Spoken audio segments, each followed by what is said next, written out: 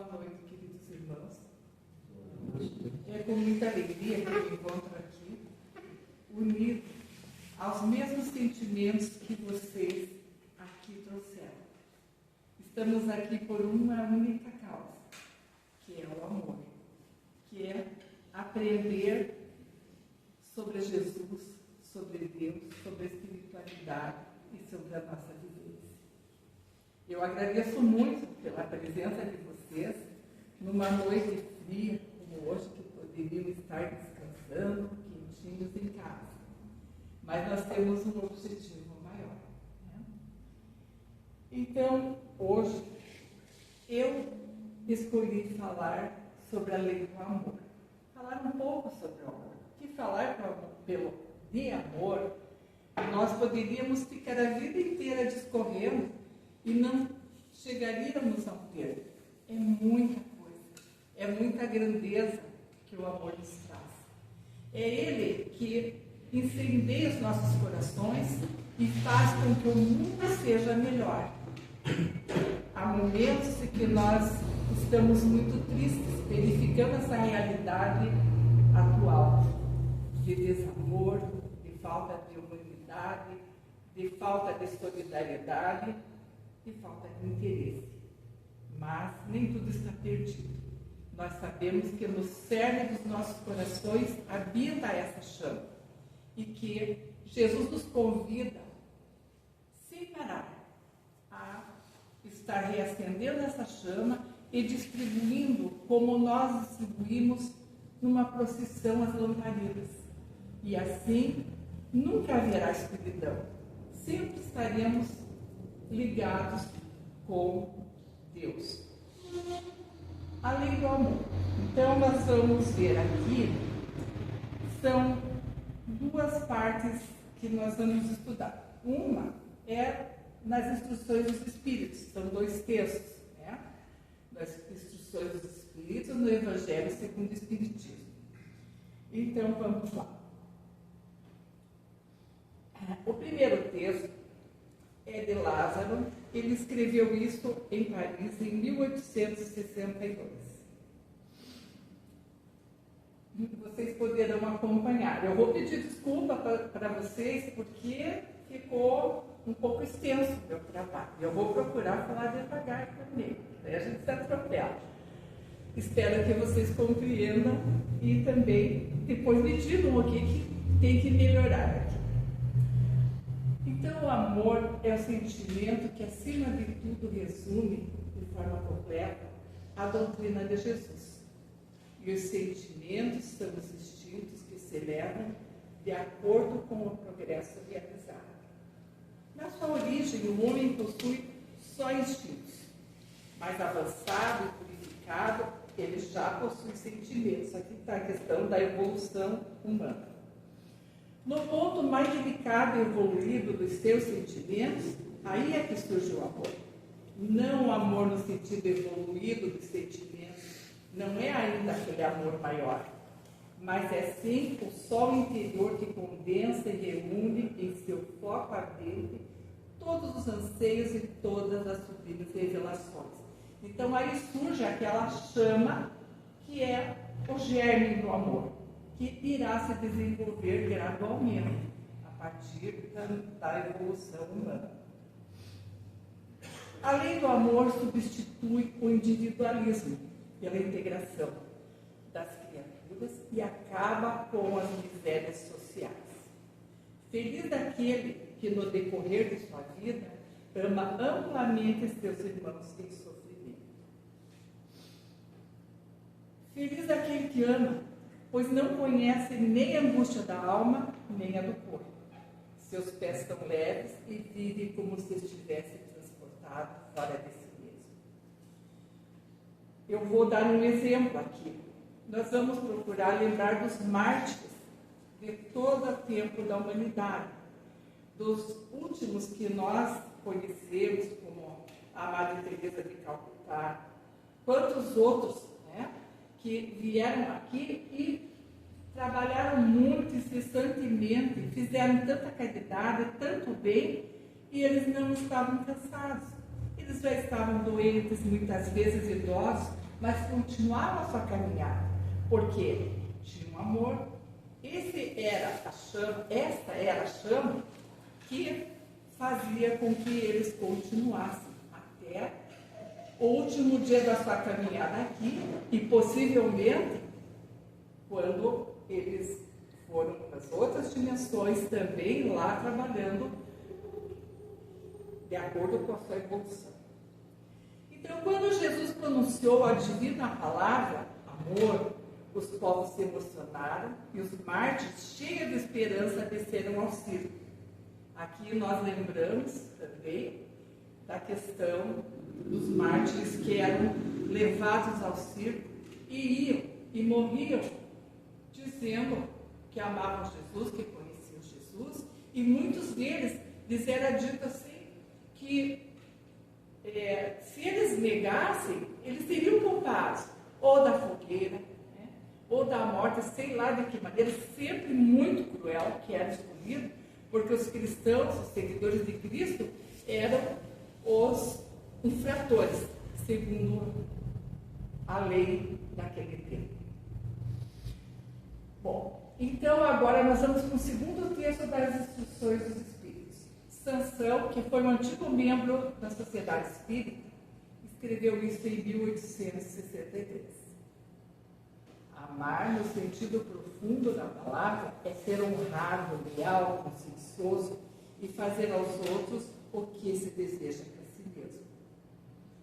É procurar ao redor de si o verdadeiro sentido de todas as dores que afligem vossos irmãos, para levar-lhes alívio.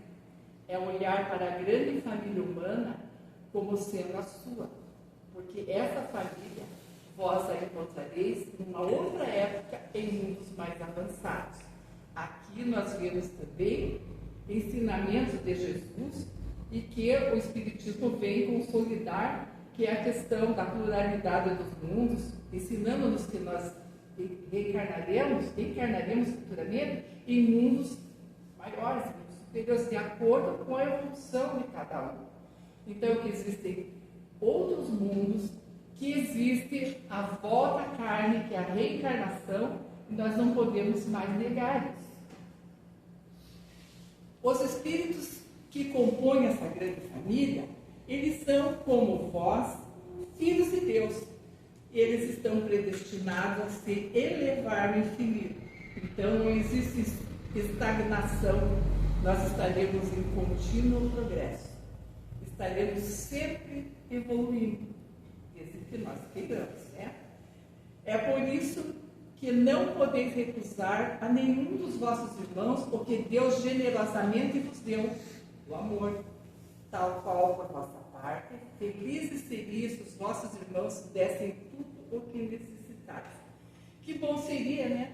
Se os irmãos nos dessem o que a gente precisa, né? A gente estalaria um dedo e tudo iria acontecendo. Mas nós sabemos que a nossa caminhada aqui é de esforço, é de constância, que nós não podemos desanimar e não podemos também relegar ao acaso, a Deus, os acontecimentos, que tudo virá de acordo com o nosso esforço, porque nós pedimos a reencarnação e nos comprometemos a muitas questões que hoje nos afligem. Dai a todos os sofredores uma palavra de esperança e de apoio, para que sejais todo amor e toda justiça. Acho que essa parte está bem clara, né? Então, quando um fariseu perguntou a Jesus qual era o maior mandamento espiritual, Jesus respondeu: amarás o Senhor teu Deus com todo o teu entendimento. Isso está em Mateus, capítulo 22, versículo de 37 a 40. Esse é o maior e primeiro mandamento. E o segundo, semelhante a esse, é: amarás a teu próximo como a si mesmo. Desses dois dependem toda a lei e os profetas. Isso está no Evangelho, né? Tem as citações, mas eu retirei essa parte da palestra desse livro que é de José Carlos de Lupe, que não é novo, que se chama Alguém Me Tocou. Esse escritor é um juiz de direito em São Paulo, que ele profere inúmeras palestras, trabalha em muitos centros espíritas e promove muita ascensão social lá pela região, e é claro que isso se prolifera, porque na pandemia, por exemplo, quando começaram a ser feitos os trabalhos online, a gente começou a conhecer todos esses autores, escritores, esses médicos. Bem, então esse é o maior mandamento e é o primeiro. Vamos ver como é que isso pode se desenvolver. Os fariseus, veio o fariseu, fez a pergunta para Jesus, porque ele queria, na verdade, era que Jesus se contradissesse. Ele não queria uma resposta, né? Os fariseus eram rigorosos, observadores das práticas exteriores dos cultos e das cerimônias religiosas, mas eram orgulhosos e dominadores. Gostavam de ostentar virtudes. Na verdade, eles não possuíam essas virtudes, mas gostavam de aparecer. Aquele fariseu quis experimentar Jesus, quis testá-lo, colocá-lo em contradição, quis ridicularizá-lo perante a multidão, pois a mensagem do Mestre representava um grande incômodo para eles naquele momento. Era uma coisa que judiava deles, com todo o orgulho que eles tinham, tanto tempo e tradição, encontrar um forasteiro que chegava lá e falava de amor. Se até hoje nós não conseguimos falar de amor, escutar isso, imagina naquele tempo como era, né? Então, nessa resposta magistral de Jesus, Jesus apresenta ao mundo uma síntese perfeita da lei divina.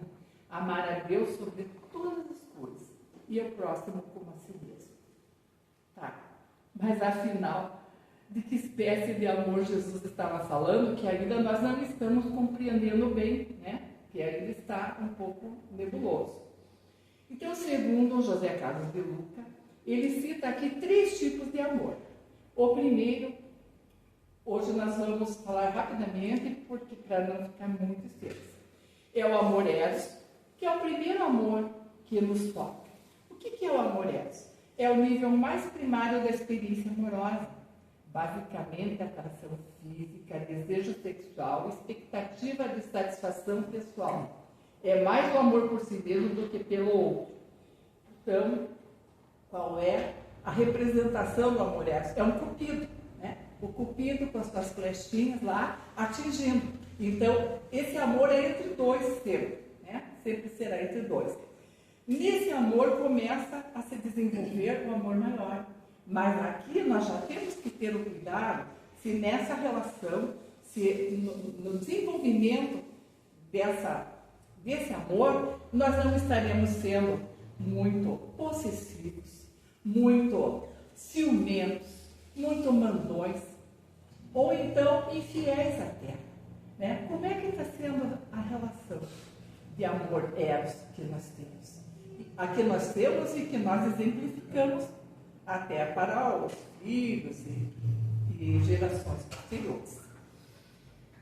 Bom, daí veio o amor filos. Esse amor filos, todos esses termos, eros, filos e ágape, eles vêm da mitologia grega.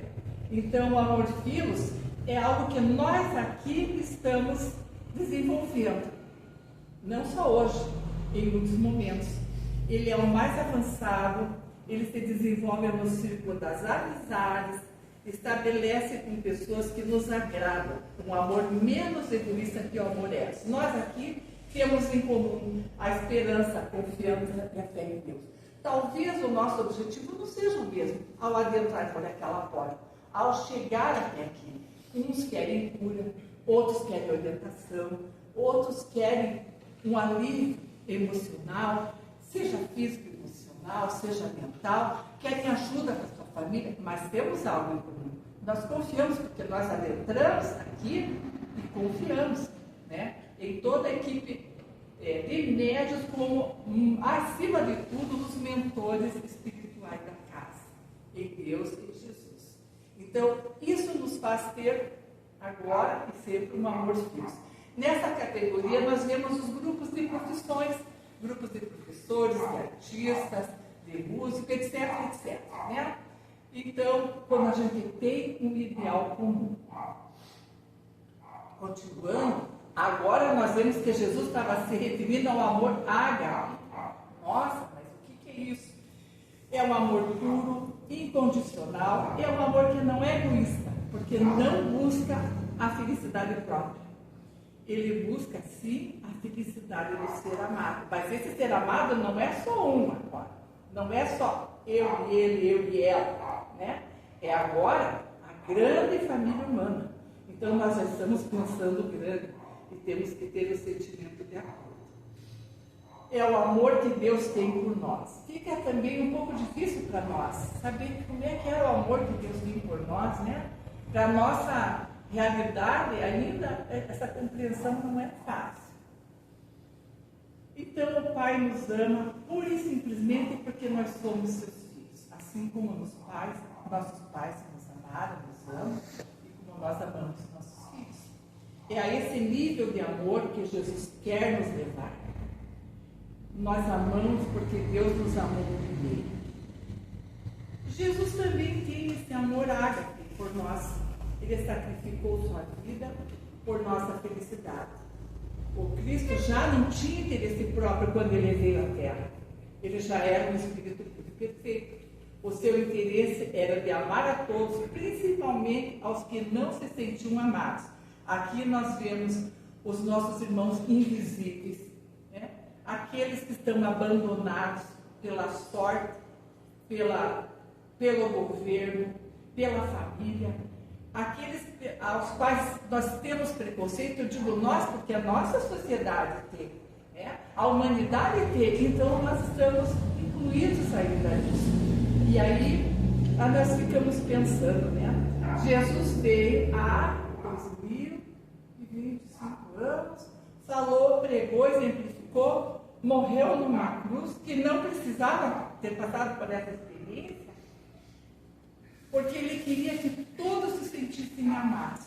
Será que isso está acontecendo atualmente?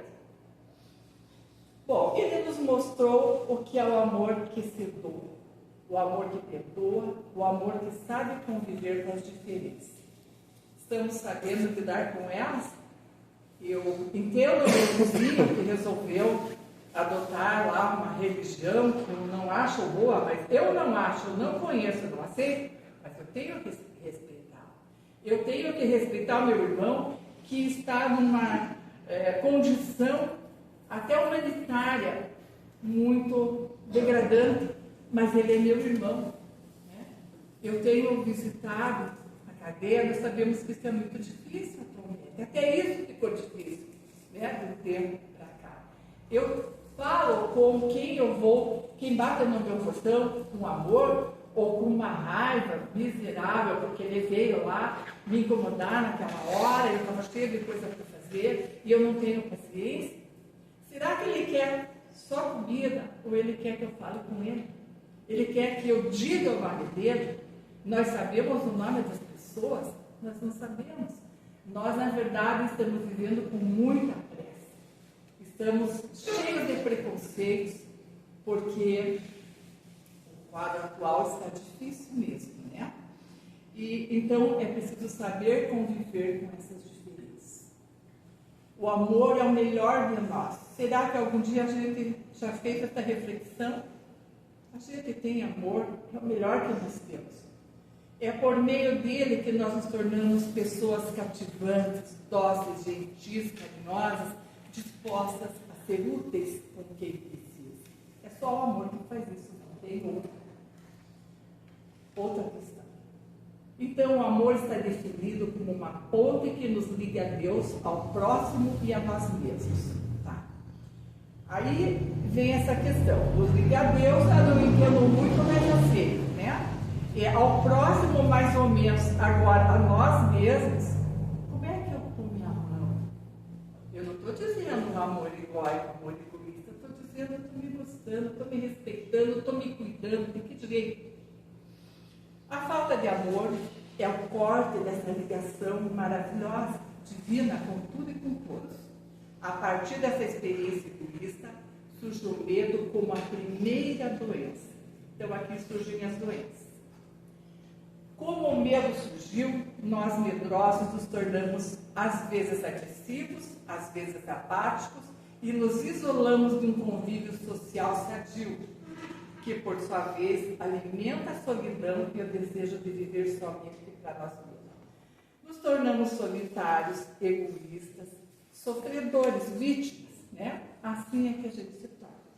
A gente se denomina, né?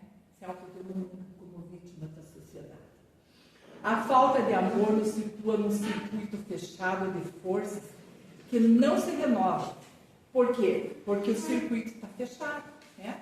Daí surgem inúmeras doenças que são fruto do precário abastecimento energético, que além de causar incontáveis problemas nos relacionamentos sociais, elas causam tudo isso. Então, mais para frente eu vou falar de questões que acontecem aqui. O amor é a abertura para a vida, que permite a troca saudável de energias entre as criaturas e o próprio Criador. Todas as nossas crises individuais ou coletivas, elas são expressões da falta de amor. Mas a gente nunca pensa nisso, né? A gente pensa que foi abandonado pela sorte, que Deus não gosta de nós, que a gente veio aqui só para sofrer, e não consegue enxergar nem a gente mesmo aqui dentro, que dirá o próximo, que dirá Deus, né? Que é tão maior. O que nós vamos dizer dos milhões de pessoas que passam fome no mundo? Será que falta comida com tanta produção ou falta amor? Nós sabemos do desperdício disso, né? Então é falta de interesse de todos nós, como a gente já disse, né? E sabemos que está faltando amor. O que a gente pode dizer de nós? Será que não está faltando amor por nós mesmos? Quando nos permitimos ter comportamentos autodestrutivos, que comportamentos são esses?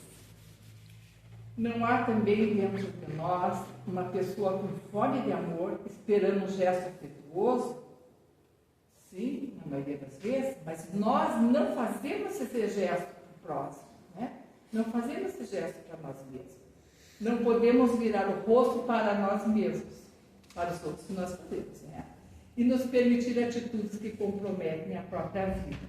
Exemplo, através de vícios, isolamento, abusos, né? Tudo isso que nos faz mal, nós já sabemos, tanto fisicamente quanto mentalmente, nós sabemos o que não é bom para nós. Muitas vezes nós estamos carentes porque nós acreditamos que ninguém nos ama. Esquecemos que antes de qualquer outro, nós temos o amor de Deus. É o amor puro, incondicional e eterno. Tem muita tristeza no mundo, porque ainda falta muito amor. Há muito egoísmo. A alegria que formos capazes de transmitir aos outros será o melhor antidepressivo para as nossas tristezas. Talvez a gente nem precise estar tomando tanto antidepressivo, né? Ninguém está sendo contra e nem combatendo a medicina. Estamos dizendo que nós precisamos exercitar muitas coisas que nós até hoje não exercitamos. É preciso mudar. Ah, mas eu tenho 60, 70 anos, 80. Sempre é tempo. Todo dia é um recomeço. Deus é amor e o amor une todas as coisas. Não é apenas o laço consanguíneo que nos liga as pessoas da nossa família. Até para quem tem muito orgulho de família, né? É bom a gente rever isso aqui. Por que a gente vem em família? Não é porque nós somos especiais, a nossa família é a melhor de todas. Antes dos vínculos genéticos, nós temos os vínculos espirituais com a família de Deus. O homem faminto caído na rua é meu irmão. A fome dele se cura com a minha solidariedade. Automaticamente a minha solidão vai embora. A criança abandonada é minha irmã. Mas eu prefiro não pensar nela, porque eu sofro demais. É assim que nós dizemos. É assim que nós estamos.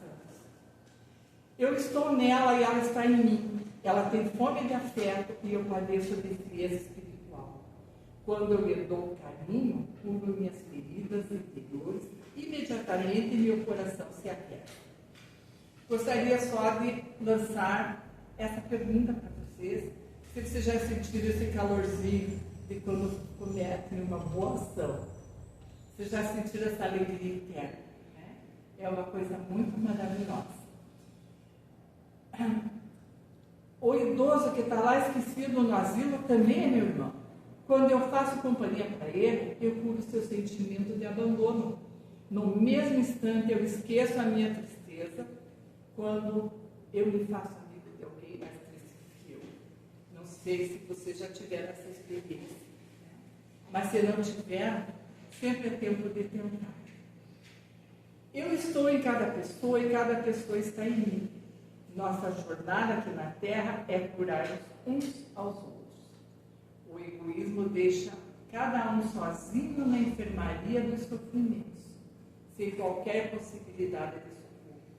Só o amor nos coloca no mesmo quarto, para que ouçamos o gemido de dor que cada um dá, permitindo que nos curemos uns aos outros. Deus nos fez irmãos para que nos curemos uns aos outros. Comecemos por sentir o que o outro sente, sabendo que, sendo ele meu irmão, a fome dele é também a minha. A dor dele também me pertence. A doença dele também está em mim. Fechar os olhos para a dor alheia nos levará futuramente a experimentar a mesma dor que o egoísmo nos fez insensibilizar os braços e o coração, porque nós estamos realmente paralisados.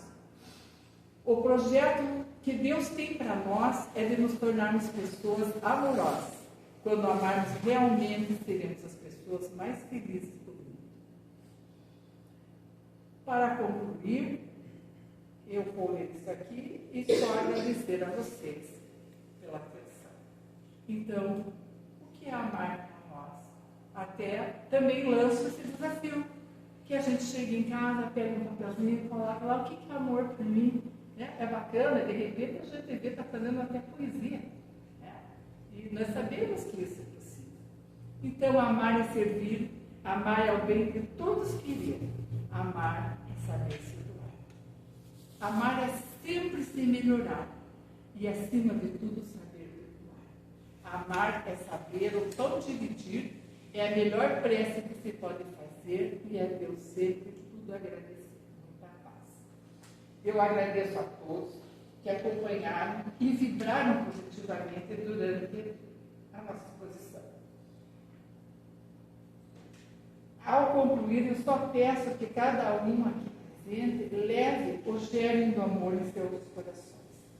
E vamos então encerrar com o Pai Nosso, e após isso, nós então sabemos que é a segunda parte, que é o passe, né? Que vai ser chamado, tanto que vocês já devem estar acostumados. Após isso, a água frutificada, e quem quiser permanece, quem quiser ficar até o final. Façamos então o Pai Nosso com muito amor, com uma grande corrente de amor, e dediquemos a todos os nossos irmãozinhos desencarnados que aqui veio para receber o seu.